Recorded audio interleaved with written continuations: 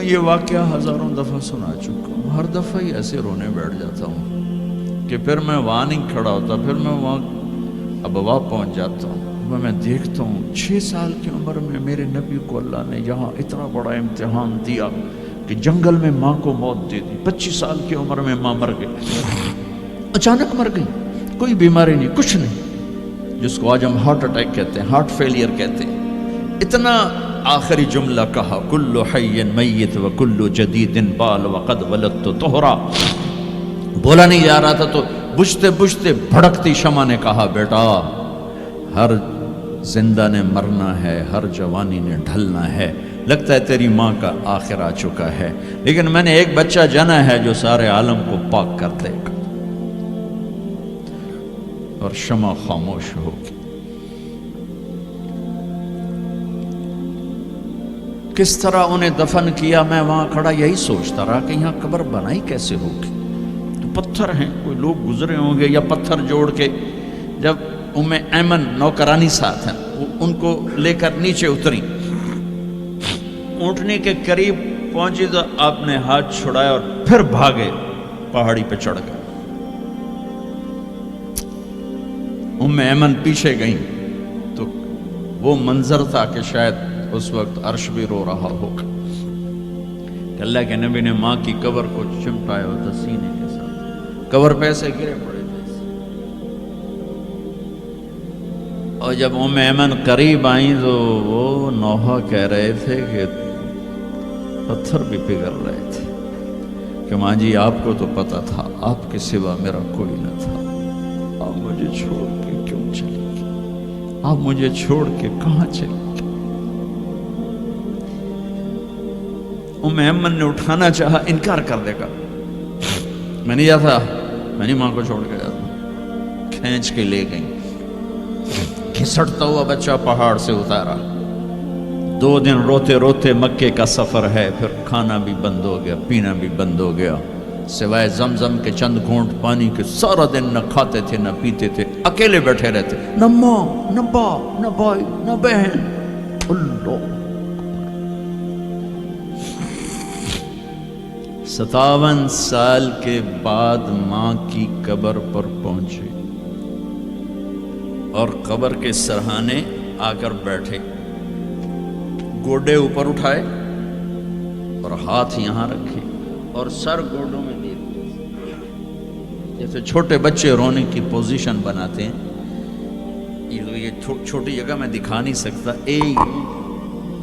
اور پھر جو رونا شروع کیا، اتنا روئے کہ ساری داڑھی سارا سینہ آنسوں سے بھر گیا، جیسے کوئی معصوم بچہ، جیسے 6 سال کا محمد رو رہا صلی اللہ علیہ وسلم۔ اتنا روئے کہ وجود ہل گیا، اور پھر فرمایا کہ میں آگے نہیں جاؤں گا، میں رات یہیں رہوں گا۔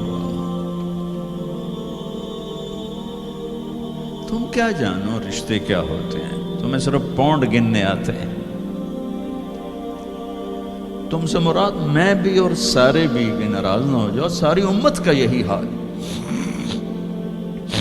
رات وہاں گزاری، ہائے کیا کہہ رہے ہیں، کاش میری ماں کبھی ہوتی، میں ایسی خدمت کرتا کہ بریڈ فورڈ والے بھی یاد کرتے ہیں، میں ایسی خدمت کرتا کہ میں عشاء کی نماز کے مصلی پر کھڑا ہوتا اور سورۃ فاتحہ پڑھ رہا ہوتا، اور پھر ادھر سے میری ماں کہتی محمد، تو میں نماز توڑ کے کہتا لبیک اماں جی، ماں جی حاضر ہوں، ماں جی حاضر ہوں۔ مچھلی کھانا چھوٹا گناہ ہے، شراب بیچنا بڑا گناہ ہے، سود کھانا بڑا گناہ ہے، ڈرگ بیچنا بڑا گناہ ہے، چوری ڈاکے ظلم و ستم کیا امت نہیں کر رہی، بے گناہ قتل، جھوٹے الزام تہمتیں، کیا حشر کر دیا جنید جمشید کا۔ یہ اسلام ہے۔ اتنے نیک انسان 17 سال سے اللہ کا نام لینے والا، اس پہ گستاخ کی تہمتیں، یہ امت کیا منہ دکھائے گی اللہ اس کے رسول کو کہ جس نے منافقوں کو سینے سے لگایا، عبداللہ بن ابی جیسوں کے جنازے پڑھ دیں. کہاں چلے گئے, کہاں ڈوب کے. اتنا زوال, اتنی اندھیری رات ہے کہ امید ہی ختم ہو گئی کہ پتہ نہیں دن بھی چڑھے گا.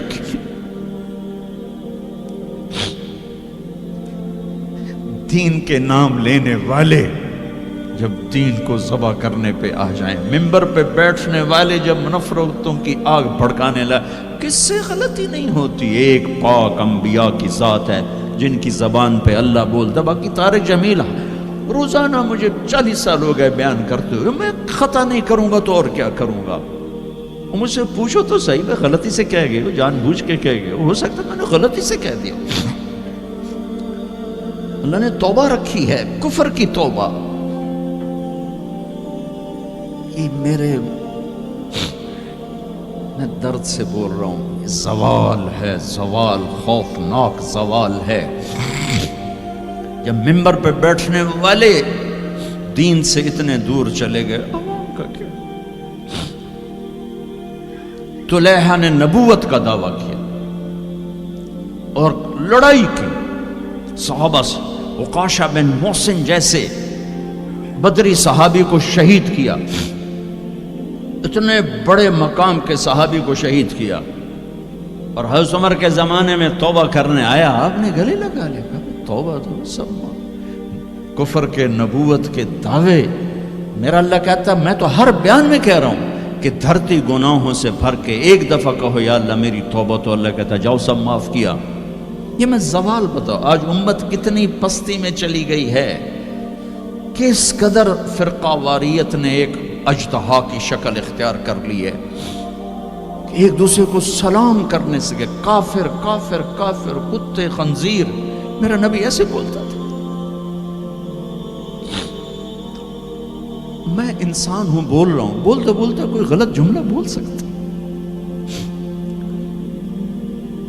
گستاخی کا جان بوجھ کے کرنے والا یقیناً دارہ اسلام سے عمل چھوڑنے سے آدمی کافر نہیں ہوتا. گستاخی کرنے سے, نماز چھوڑنے سے کافر نہیں ہوتا, گناہ گار ہے. نماز کی گستاخی کرنے سے وہ دارہ اسلام سے نکلتا ہے, لیکن اس کے لیے بھی توبہ کا دروازہ کھلا ہوا ہے. لیکن یہ کتنا تعصب ہے, نفرت ہے کہ ایک آدمی کی 17 سال کی پاک زندگی کو ایک غلطی پر کفر بنا دیا.